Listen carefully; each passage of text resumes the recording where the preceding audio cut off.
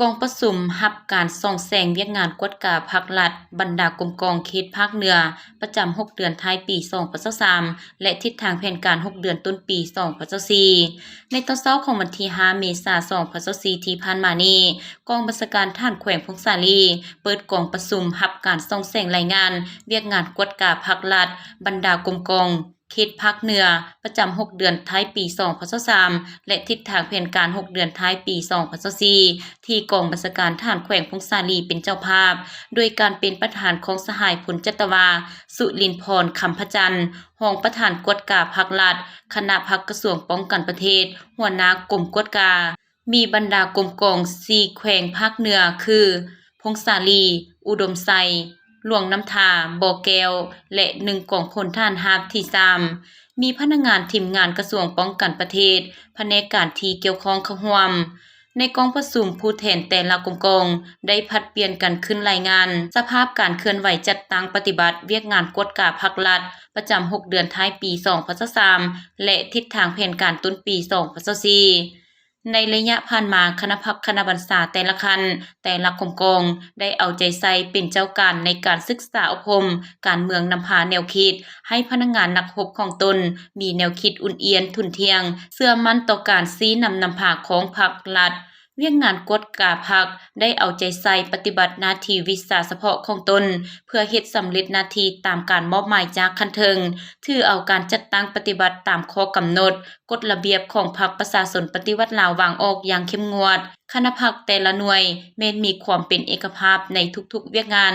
ที่จัดตั้งปฏิบัติในแต่ละระยะและได้เคลื่อนไหวตามภาระบทบาทสิทธิหน้าที่ของแต่ละสหายโดยถือเอาการปฏิบัติหลักการรวมศูนย์ประชาธิปไตยเฮ็ดเวียกเป็นหมู่คณะแบ่งบุคคลรับผิดชอบอย่างละเอียดจะแจ้งมีการสรุปทดถอนบทเรียนส่องแสงรายงานให้คณะพรรคคันถึงเป็นปกติการจัดแบ่งประเภทหน่วยพรรคและสมาชิกพรรคปลดใส่เข้มแข็งหนักแน่นแม้นได้จัดตั้งปฏิบัติตามมาตรฐานเงื่อนไขและระเบียบการของพรรคที่ได้วางออกเวียกงานกวดการัฐต้านและสกัดกันการโซลาดบางหลวงคณะบัญชากรมกองแต่ละคันได้เอาใจใส่เป็นเจ้าการศึกษาอบรมการเมืองนำพาแนวคิดให้พนักงานนักรบในกรมกองมีแนวคิดอุ่นเอียนทุนเทียงเชื่อมั่นต่อการนำพาของพรรครัฐก็คือของกรมกองปฏิบัติมติคำสั่งข้อกำหนดกฎระเบียบต่างๆที่คันถึงวางออกอย่างเข้มงวดระบบการจัดตั้งของแต่ละกรมกองแม่นถูกต้องตามโครงประกอบของกรมใหญ่เสนาธิการกระทรวงป้องกันประเทศได้บรรจุบุคลากรตามจำนวนโครงประกอบการจัดตั้งที่คันถึงได้กำหนดไว้ทิศทางแผนการเวียกงานกวดกาประจำ6 เดือนต้นปี2024เพื่อสืบต่อสร้างพนักงานกวดกาอยู่แต่ละกรมกองให้มีความหนักแน่นและเข้มแข็งเพื่อพันขยายมติกองประชุมใหญ่ครั้งที่11ของพรรคขององค์คณะพรรค4กองบัญชาการทหารแขวง1กองพลเกี่ยวกับเวียกงานติดตามกฎการสกัดกั้นและต้านการซ้อลาดบังหลวงให้ได้รับการจัดตั้งปฏิบัติตัวจริง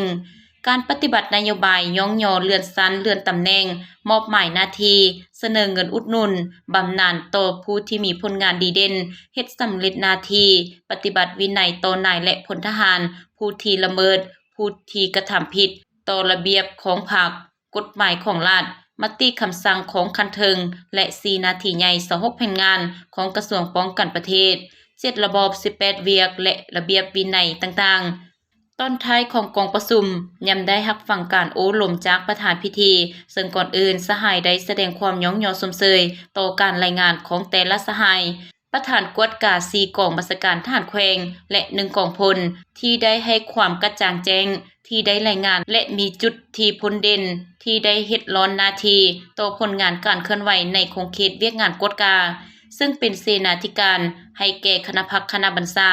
ใน6 เดือนผ่านมามีผลสำเร็จสูงและสืบต่อเฮ็ดหน้าที่เวียกงานกวดกาให้ดีขึ้นกว่าเก่า